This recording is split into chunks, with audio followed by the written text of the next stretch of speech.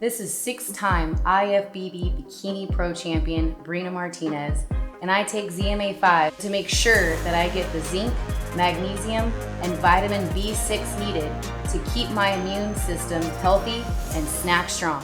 What's up, everybody? This is Marcos Villegas. This is Fight Up TV, being joined with George Kambosos Jr., who's gearing up for his fight with Teofimo Lopez coming up either at the end of May or beginning of June. We think in Miami, taking him on for the right to be called the #1 lightweight in the world. George, thank you for joining us. Thank you so much. I see that you're at the gym right now. Did you just get finished with the training session? Look, I'm always in the gym. I've been in the gym as soon as I beat Selby, like I said. Just finished another session, chilling out, talking to you, and then I'm going to go into my strength conditioning. So I'm a gym rat, man. I'm always in the gym. I'm working hard, and I got a point to prove. I got something to prove in this fight. You know, speaking of this fight, like the way we got to it was such a unorthodox way. Like this fight goes to Triller, it goes on a purse bid. We're all like, what the heck, Triller? Triller's like bidding on it. How did you hear of the news that this fight was going to go to Triller? Look, obviously because of the time difference, I'm in Sydney at the moment. I was up real early, about 4 a.m. in the morning, and I was waiting for the call from my great manager, Peter Khan, who I regard as the best manager in the world. And he goes, look, I asked first, I go, who's bid? And he said, look, top rank bid, matchroom bid, and Triller bid. I go, who won? And he goes, Triller's won at $6 million US. So it's beautiful, man. That's a whole different, they wanted to make a statement. They want to shock the world. And that's exciting because the way they do things, they bring in a lot of different entertainers, influencers, and, you know, it's going to grow my name. And look, they've paid us both what we deserve. You know, we're prize fighters, you know, we're elite fighters, and we deserve to be paid, and we're putting on the line, and this is going to be one hell of a fight. Were you surprised? How was knowing that, hey, Triller won? Like, what went on through your mind? Look, I was excited, but you know, I straight away went to the gym. It was like 4 a.m. I said, you know what, that's it. It's done now. I'm going straight to the gym. You know, Teofimo, I don't know what he did. He might have popped some champagne like he tweeted. He might have had some nice food, but I got stuck into the gym because I knew that it was all set. We had a promoter now. We had someone that's going to promote his fight, and it's on. Now, you touched on it. You said that you guys both got a purse that you felt that you deserve, which, you know, I've always said in interviews that you fighters have the right to get as much money as you possibly can for each and every one of your fights, because any one of those fights can end up being your last fight. Yeah, 100%, and especially when you're fighting at this elite level. You know, we deserve the paydays, but again, it's beautiful, the payday. It sets up my family. I've got 2 young kids, so it sets them up. But really, my motivation is not the money. My motivation is beating this kid, taking his belts, and shocking the world and proving, you know, everyone wrong. You know, Triller came in and shocked the world, and I plan on shocking the world when we fight. But you know, it's great. It's great for boxing, and it lifts up the market value. And like I said, we're prize fighters. You know, the promoter's already rich, and that's so. It's about time the fighters start making that hard-earned money. Now, you would think, because a fighter in your position, any fighter, obviously, you know, the goal is to be world champion, but also is to make as much money as they can. And when they hit a certain point, when they get like the purses, sometimes they end up being content. I don't get that sense from you, like getting a career high payday in this fight, that you're content with that. Look, I'm never content. Lopez, I believe, is very content right now. He's coming off a massive payday already against Lomachenko. That money hasn't hit my account yet. I haven't seen that money. I won't see that money till after the fight. Until this day, I've been fighting on the smaller shows, building my way up, then got my opportunities for the smaller purses. And, you know, my last fight, there was a bigger purse. But like I said, it's not about the money. That gives my family a better life, my kids a better life. I'll say right now, I'm a hungry motherfucker right now. And that's why I'm in the gym nonstop. And excuse my French, but, you know, I'm coming to beat this kid. And they can say what they want. They can doubt me. But when you got that iron will and that determination that I have, and with the skill sets that I have, and I've only shown a little bit of it. Trust me, I haven't shown everything that I have, you know, in my fights. I've done what I had to do. But for a fight like this, I'll pull everything out. No, I'm going to touch a little bit more on that fight, but I do want to ask, were you surprised by how we got to the purse bid situation with the comments that Aram said about the fight not being big enough to get like a bigger purse in the back and forth between Teofimo and his promoters? Look, Aram, whatever issue Aram has with Lopez, that's their issue. Let him keep arguing. Fantastic. At the end of the day, whatever Aram wants to talk about, saying this is not a marquee fight, 6 million US. I'm pretty sure that's a big marquee fight. And as a challenger, first time fighting for a world title, obviously undisputed, unified title, I'm making more than what his star fighters are making. And I say, hey, Bob, this is a marquee fight and people will watch this fight. And you need to relax, man.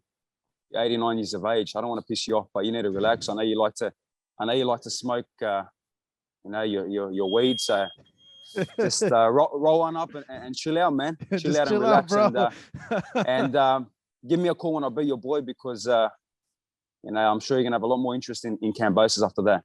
But look, I respect Bob. Bob is a legendary promoter, Hall of Famer, but unfortunately the game's changed and Triller came in and made the move. Do you think this is like a new sign of the future? Do you think this is where fights are going to go and fighters are going to go like after? Well, look, if you want to get paid and you know how to promote properly, this could be the platform.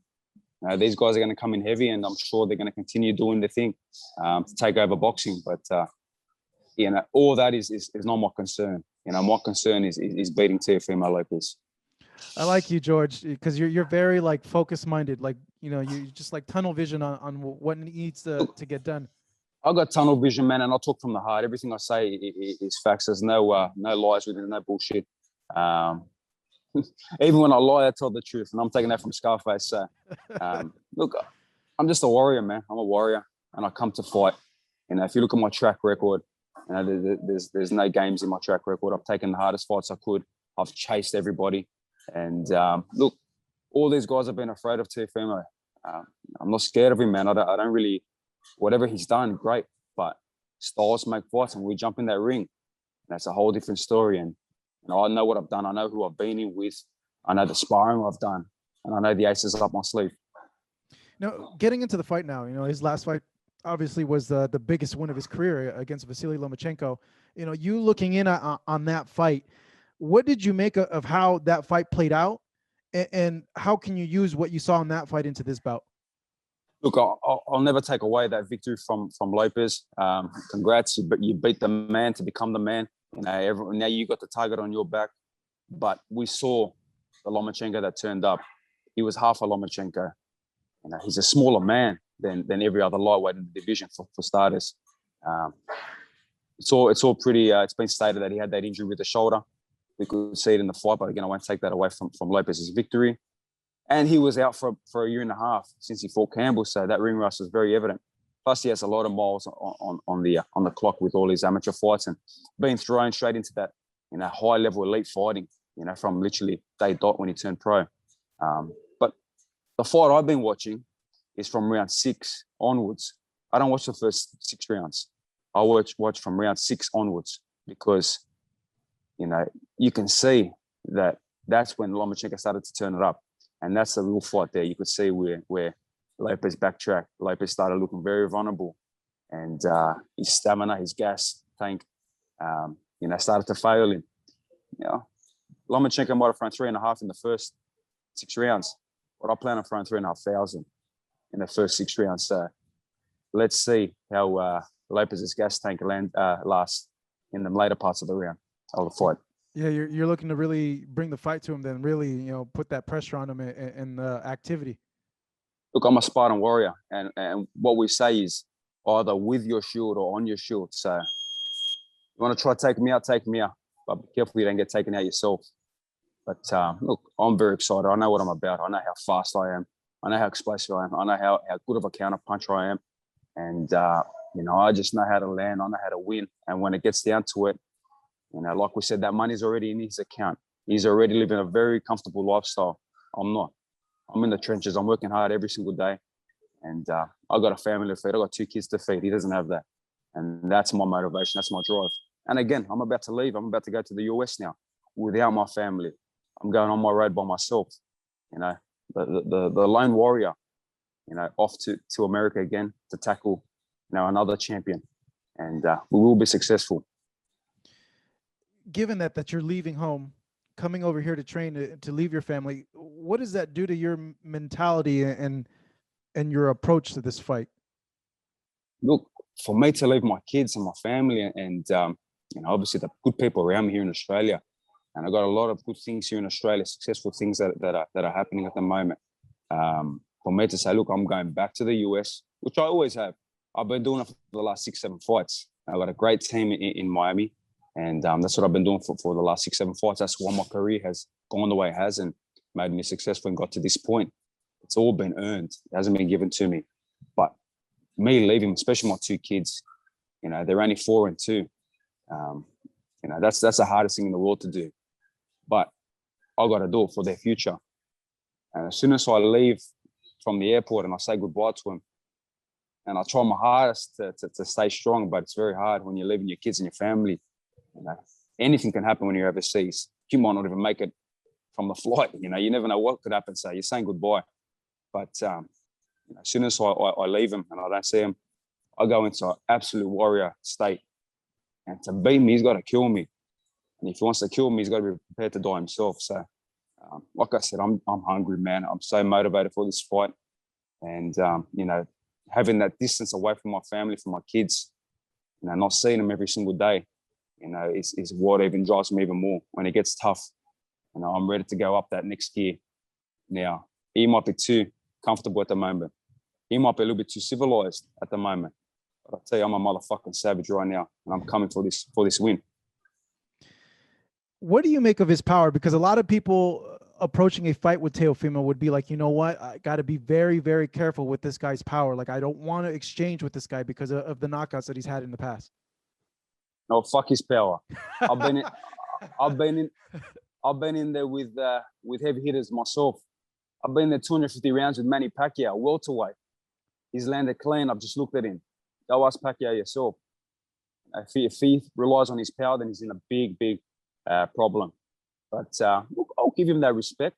He's been knocking guys out. He's been hurting guys. But like I said, the power is not my concern. Now, throw your best shot at me, and I'm sure I'll smile. You know, like I mentioned to you, I was watching tape of you, and the 2 things that became very, very apparent from, because I asked around people, hey, how would you describe George's style, to someone who's never seen him before? And they'd be like, oh, this guy's very relentless, pressure, like he throws a lot. And I'm like, okay, so I came in with that thought, and then I saw 2 of your fights, and I was like, dude, this guy's an extremely underrated counterpuncher. Like, what in the heck? Like, and his timing is really, really good. And I'm like, why aren't people talking about like that? Like, that to me is like a big asset for you, but for any fighter and their ability coming into any type of fight. I'll tell you why, because you understand boxing. Obviously, you understand the sweet science. A lot of people don't know boxing, and obviously I'm learning that more and more, that people really don't know boxing. I don't know why they think I'm just an aggressive guy that comes in head first. But whatever they want to believe, that's fine. I'm a sharp shooter, man. I'm a fantastic counter puncher. My hands are so precise. I hit that target when I want to hit that target. And look, I've got so many different styles. I'm ready to adapt to whatever style I need to. You got to understand, I was a sparring partner for Manny Pacquiao for 3 different fights, 3 different styles, and I played different roles. So my fight game and my fight ring IQ is huge. I can change styles. I can be one way in one round and change it up in the next round. So that's what a lot of my opponents struggle with. And that's what Lopez is going to struggle with, because we've got a lot of looks for him, a lot of different styles for him. So if they think they're seeing one thing, you'll be very surprised. So how are you expecting the fight to turn out when you play it in your mind, or when you see it? Look, the way I see it is victory for myself, shocking the world. But I believe my speed, my movement, and my aggression will be very effective in this fight. I will put him on the back foot, and I will box his head off. I see what he is. He's a 1-2 puncher. He relies on his power non-stop. And the big factor is, man, the guy is so overweight. He might not look it, but the guy is so heavy. I'm already on weight right now. I'm very close to weight. I could make weight tomorrow. This kid is going to struggle to make weight. And I feel that's going to be a big factor in them later rounds too. But don't be surprised I catch him early. I got a very explosive uppercut, got a very explosive left hook, got a very explosive right hand. Any punch can take him out. And I understand that any punch can take me out as well. But I'm prepared for whatever way this fight goes. From 1 to 12, I will be dominant. Now, for himself, I believe he's only preparing for a three-round fight because he believes he's going to take me out early, and that's fine. Whatever he thinks, whatever his dad thinks, that's no issue. Do you think what you alluded to, the weight thing, is because he's looked a little bulkier, like a little more muscular in recent months? Yeah, he's stacked on a lot of weight, and it's funny when you see people say, "Oh, he's so big, oh, the size." Well, we're fighting at 61.2 kilos, 135 pounds. So the fight's not a catch weight. The fight's it's not a sparring session, walk in whatever you want. You got to make that weight or lose your belts on the scale. So whatever weight he's stacked up to be, he's got to bring it all the way down. While I'm focused on just beating him and breaking him down and working on game plan. I bet you a lot of his camp is going to be about him making weight. You're a no-nonsense guy, George, and you are very honest. So let me ask you this, because with his victory over Lomachenko, a lot of people have brought up this argument, a lot of boxing fans, some of which are split. They're saying like, hey, he's not really undisputed because of the whole Devin Haney situation. When you're coming into the fight, do you see him as the undisputed lightweight champion, or do you feel that there is an argument there, a little muddle the water, that's not Teo's fault, that's not Devin Haney's fault, it's the organization's fault, but he can't call himself undisputed? No, he is the undisputed champion. He has every single belt, and when we fight, it'll be for every single belt. You know, Lomachenko had the WBC belt. Obviously, they decided to make a franchise title, which is like a super title, super belt, just like the WBA has. And he moved on to that, obviously, title. He beat the guy who was a WBC champ, Lomachenko.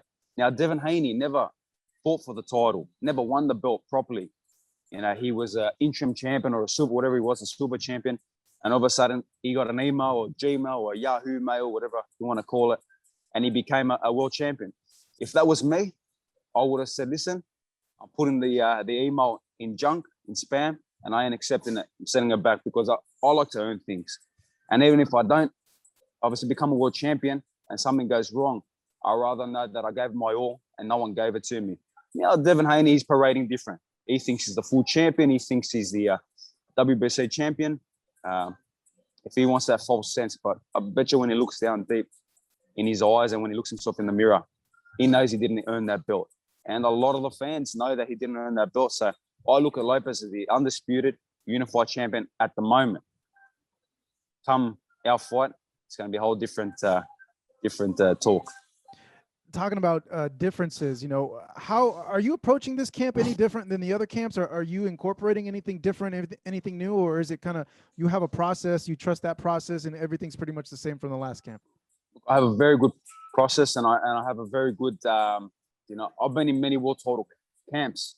Don't forget, I've not only had my, you know, big fights, my last 2 fights against world champions and former world champions, where I've had to prepare for big fights and 12 rounders, but now, the 3 world title campaigns with Pacquiao has served me right because it's like I've done my own world title camps back then. So I have a good understanding of what I need to do.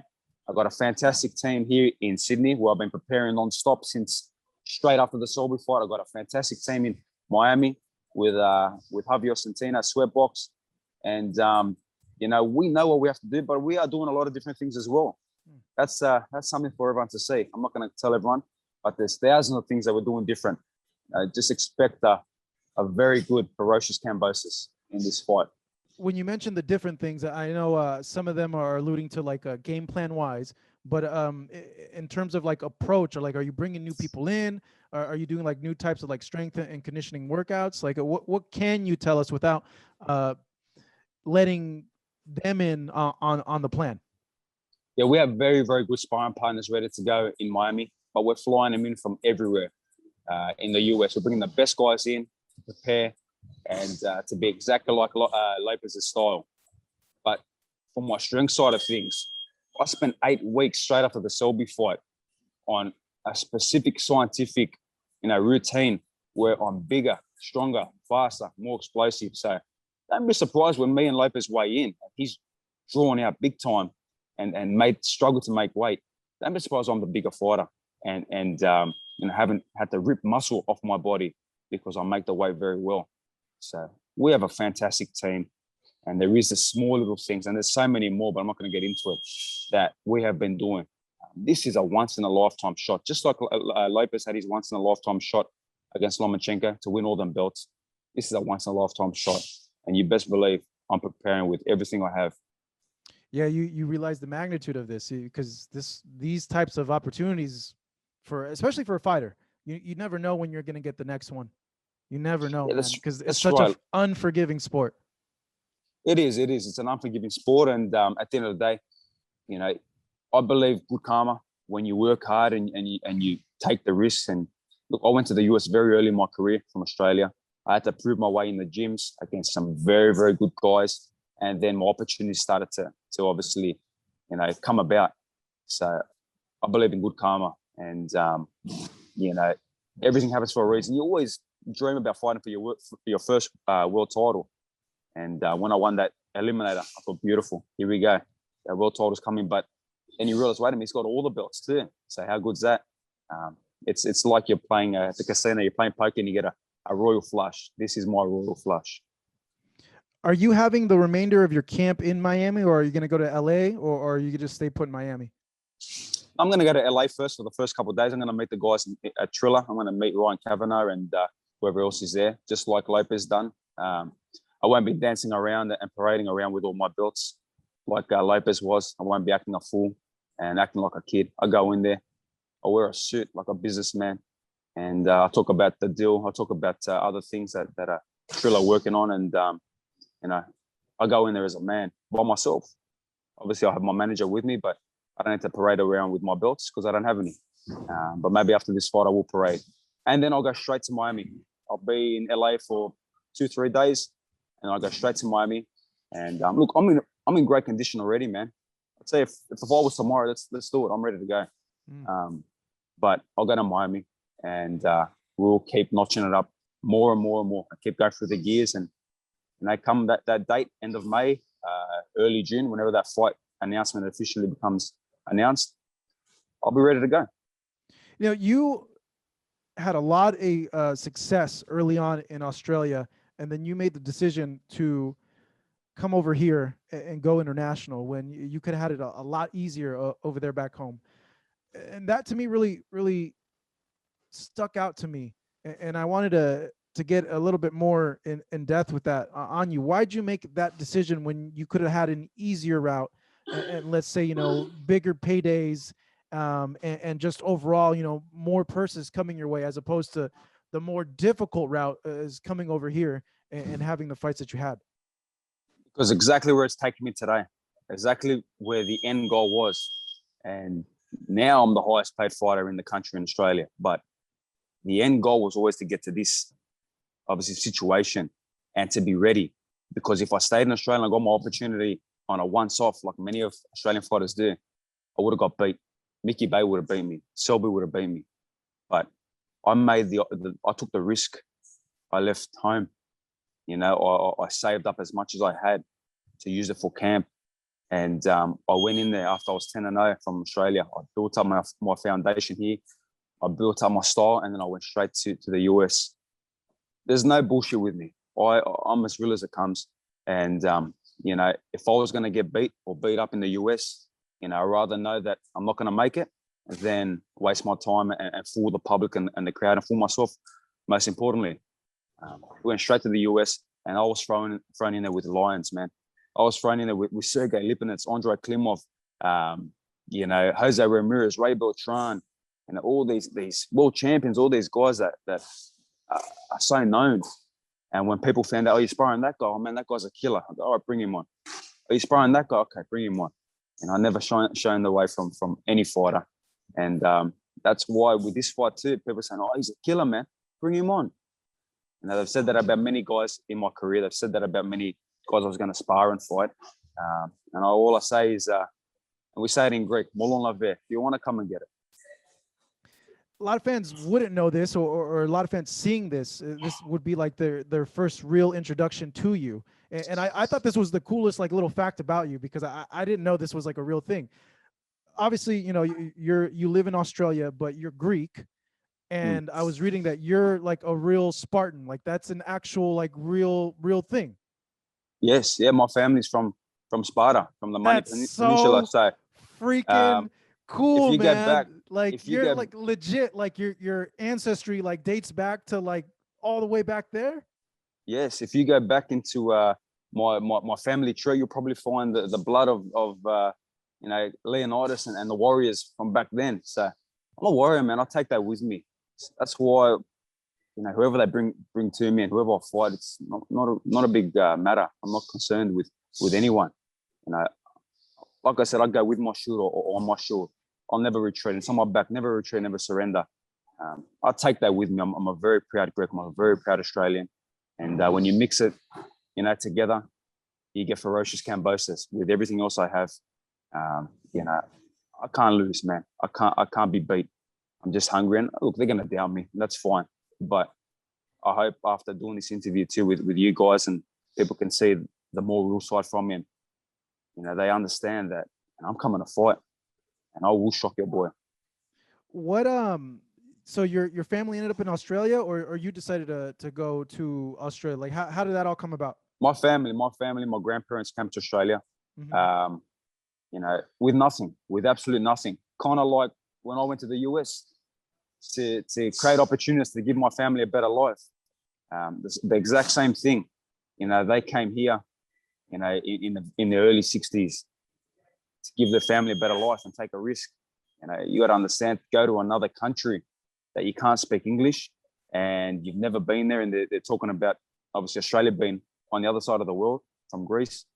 You know, that's a big risk. And when you listen, and I sit down with my grandparents and my grandmothers, and they're all alive, you know, bless them, and listen to the stories that they said, what they had to do, and the jobs they had to work, and, you know, things they had to go through.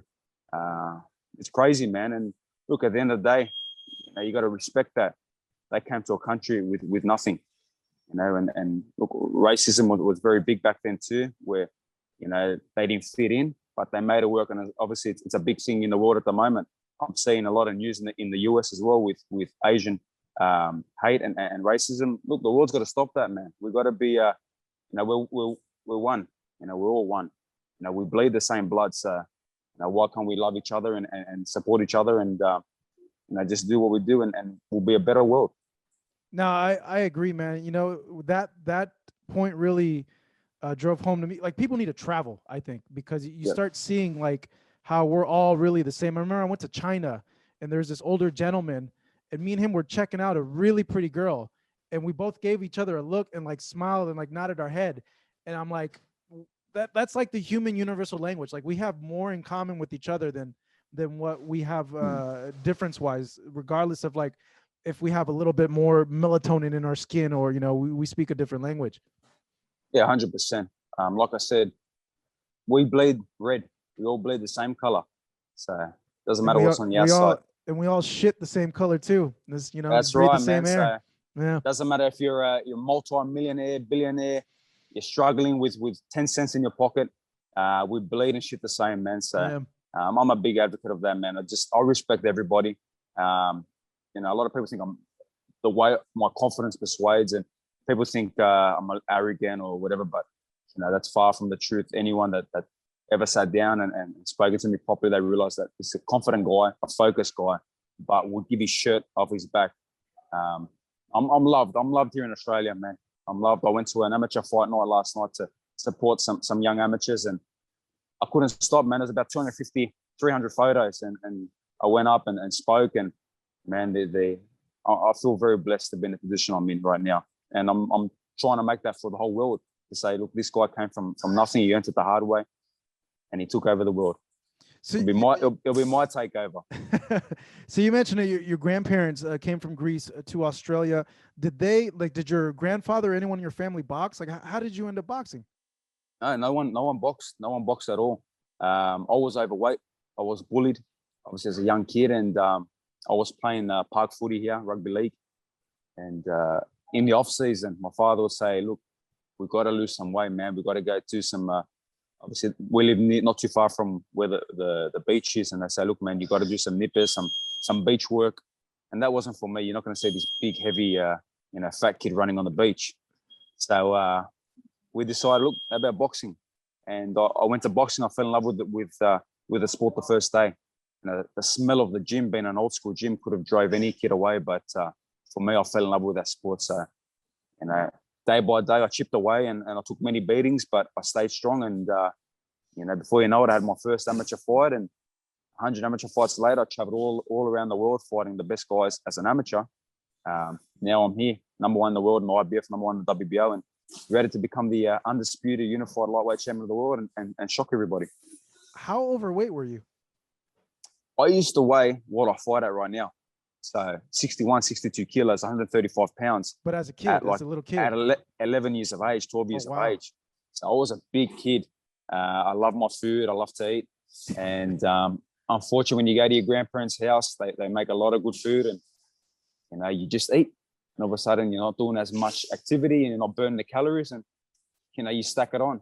But everyone has a road, everyone has a journey, and that's my journey. And again, I got bullied a lot as a young kid, and that's another bit of fire that motivates me as well, to prove a lot of people wrong. Usually, when you enter boxing, it comes to a point where like you realize if you're good enough or you're not good enough to have a real future in the sport. What was that moment for you? Like you realize, like, you know what, I'm a lot better than everyone else in this. Like I think I could make a run at this, like a real run at this. I think when I started beating the elite fighters and the amateurs, guys that were very known here, guys that had heaps of amateur fights. I was only the new young kid on the block, maybe 15, 16. And I started beating them well. And a lot of people started taking notice and said, man, you got to see that young kid, George.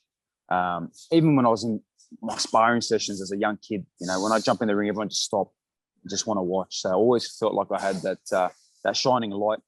But especially when I started beating these good guys, I felt great. I said, you know what, this can be something. But again, it's never been an easy road. It's been a hard road, man. You get times where you think, this is hard, man. There's no money coming in. I got people to support. I got bills to pay. But you just stay focused. You stay hungry. And, that moment comes for a split second. And then you realize what you're doing it for and the goal you're trying to achieve. You don't let that affect you, and you keep chasing your dreams. Yeah, I would imagine, every young boxer coming up gets to that point where they kind of question, like, man, is it worth even doing this? Is it worth all the sacrifice and all that? Did you ever get to a point that you did question it? And if you did, what kept you going? I never questioned it where, it was about to turn me off. I always, when I start something, I finish it. So the biggest was, when's the money a little bit better going to kind of come in to be able to support more people and support my family, to help my family, when these opportunities gonna pop up, when am I going to get this fight? I want a known guy. I want a guy that's got a name to prove my worth. And, I think, especially in the US, when I got Mickey Bay and I chased that fight pretty hard, I was prepared to take that fight for free if I had to, just to get Mickey in the ring because he was the only guy stepping up, and I got to applaud him, man. And I know he's training Devin Haney now too, so that's quite interesting. But he stepped up, and he was in the best shape of his life. He was sparring Richard Comey, and I heard a lot of things from that camp as well. So that's what stepped out my fight in America. And obviously to go beat Lee Selby in his backyard, a guy that defended the belt 5-6 times, that's really showed what I'm about and my grit and determination. Your time with Manny, and you've mentioned it, throughout this interview, you've learned a lot, and you spent, 3 camps with them. What do you think you've learned like the most from Manny that's applied to you in your career and in your fights? There's so much, with Manny, he's just an unbelievable fighter, unbelievable human. And to spend so much time with him and to learn so much from him gives me the confidence, to tackle anyone in the world and fight anybody. Because this guy is an all-time great. This guy's a legendary fighter, and when his career comes to an end, and as he progresses, he's going to be like fine wine. He's going to get better with age because they're going to see how his career actually unfolded and what he actually went and achieved. And it'll never be done again, what he done in boxing. 13, 14 world titles, 8 divisions. It's not going to happen again. No chance. So I learned a lot. The way he prepares, the 1%ers, the hard work he puts in, how he is with the fans, the people he gives back to, how he is with people that are helping him, his guys that are sparring him. Every little bit, with that guy, you learn, you take away, and not many fighters are blessed to be able to work with a guy like that. I did it for 3 world title campaigns, and they wanted me again, but unfortunately, I had to go do my own thing. For the Thurman fight, I had to break away from that sparring partner mentality and that sparring partner and become, my own man. But I'll never forget that. And again, like I said, that's my ace up my sleeve. Things that I've done with him, things that I pushed out with him, and the school level I had to go to with him. And I know what I'm about, and I know what I can do in this fight, and I will do. Man, I can only imagine like that first sparring session I'd be nervous, like looking over and be like, man, that's Manny. Like I've seen this guy on TV, like fight like the last like 10, 15 years. Like, what the heck, Yeah, look, I was watching Manny when I was a young kid, and I watched him destroy everybody. And I loved Miguel Cotto, and he absolutely destroyed him. And when everything came to me sparring him, and wow, this is Pacquiao. He came straight from the Senate. So I was warming up. I didn't even get to say hi to him, or hi, I'm from Australia, or, I'm a sparring partner, I'm sparring you. There was no hello. The first hello was jump in the ring, and there's about 100 Filipinos all outside, because wherever Pacquiao goes, there's an entourage. Just there all watching, So it was like a fight. As soon as I stepped in the ropes, the first hello was a lead jab to the head, and the first hello was boom, boom. Yeah, pretty much popping his shots, and I'm popping my shots, and like everyone's saying, I'm very fast, I'm very explosive, I move very well too. So it was like a mirror in itself, because everyone was just like, whoa, wait a minute, who's this guy? And whoa, look at his sparring. And Manny needed that at that stage, and like he's openly said, I made him feel young throughout his camps, and I gave him that that hunger back, where look at this young guy coming through and pushing me. And it was awesome, especially that first sparring, because that was your test. That was to see, okay, if I don't cut it in that sparring session, see you later, go home, we don't need you. It's cutthroat in this business. But as soon as that sparring session was done, he turned around to his guys and goes, who's that kid? He's coming with us 100% wherever we go. We need him with us. And that was a great confidence booster for myself. And as the camp got better, I got better and better. And to get called back, especially after the Jeff Horn loss, the controversy there, they usually don't call a sparring partner back after losing a fight. So to get called back for the Matisse fight, and then the Adrian Broner fight, and then obviously they wanted me for the Thurman fight too, shows a lot of my career. I still stay close with the guys and everyone there, and I'm 100% sure that they're backing me and supporting me in this fight. Describe his power for me, because I've talked to individuals about Manny's power, and they say it's like they say like the punches are coming from like all different angles, and they're just like, what in the hell is coming at me?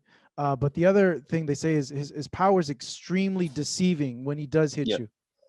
Yeah, it's very deceiving. It's not like a solid thump, where you feel it and you react to it. It's like boom, lightning, and all of a sudden, okay, you got caught. And all of a sudden, bang, bang, bang. There's a few more coming at you, but I'm very defensively very good as well, and I throw my offense, very, very sharp as well. As you said, a great counterpunch, and I think my counterpunching got even better when I had to work with a guy like that to become such a great counterpuncher. So, I tell you, that sparring sessions, man, and there was about 250 rounds of that. Many people, would have paid big money to watch that, because, like I said, it was like a mirror, both super fast. Maybe at that stage I was a little bit faster than him, being the younger guy, and obviously Freddie Roach came out and said that as well. But the way he moves, everything he does, he's way better than what Lopez does. And I saw a funny thing with, Lopez's dad saying that, Pacquiao, who's Pacquiao? My son's better than Pacquiao. These guys really need to be humbled. They talk a lot, and I feel like they're very arrogant too. And they were talking about Lomachenko being very arrogant and disrespecting them. Well, I feel the same way. And just like their son, his son, beat the great Lomachenko. Be careful what bites you in the ass. George, how did you and Manny like meet and become friends? Like, did you guys already know of each other before, or was it like a trainer introduction, or how did that happen? I was sparring at Wildcard, and I was sparring 5 rounds with Ray Beltran, and then 5 rounds back to back with Jose Ramirez. That's 10 rounds with two very, very good guys. And at that time, when I was preparing for a fight of mine, while I was in LA, the Horn fight got made with Manny, and Freddie had turned around, and obviously I was with Justin Fortune at that stage as well. They said, "Look, how would you feel about sparring Pacquiao? For the Horn fight, I think your style would be great for him. You're fast, you're explosive, can be very aggressive too." I said, "Mate, no problem." They go, "But he's another countryman of yours." I said, "It doesn't bother me, mate. Pacquiao's an idol of mine. He's a legend, and sign me up. I'll go right now if you want." So yeah, that's how it happened, man. And I went over and I had my fight. I had a big fight on as a co-feature to Joseph Parker in New Zealand, and in that fight, I actually got split open over my eye. And the first thing that came to my head is, shit, I got to go spar Pacquiao in 2 weeks. I hope this cut doesn't affect us. So, we got through that win, and it was a very, very good fight.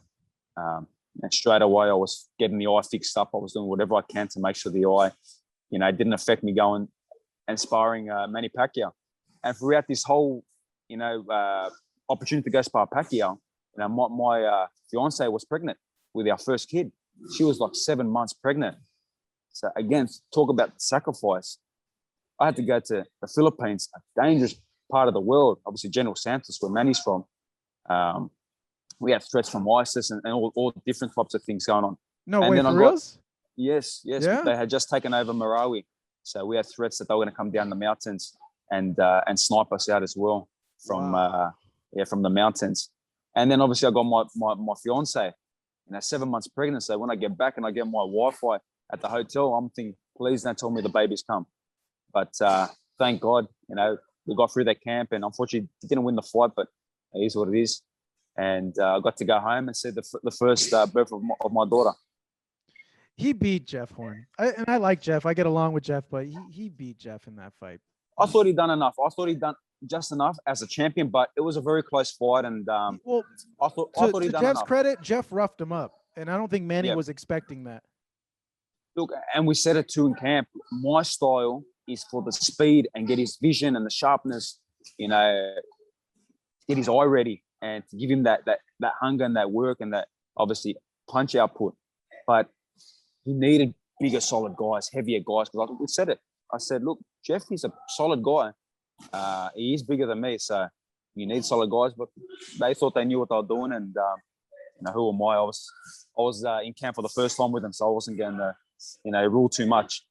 But look, good fight. It is what it is. It was great for Australian boxing. It lifted and elevated Australian boxing, and that was the last time there was a big mega fight happen for an Australian fighter. And obviously, this is the next one, and I'll make sure that there'll be no question marks after this fight. Yeah, I had heard this fight was supposed to be over there because of your ability to draw like a huge crowd at a stadium. What happened to that? Yeah, I have a very, very big fan base here in Australia, especially in Melbourne. There are so many Greeks in Melbourne, so many Australian, sporting fans. So we would have done without COVID. That fight was done. It would have happened here.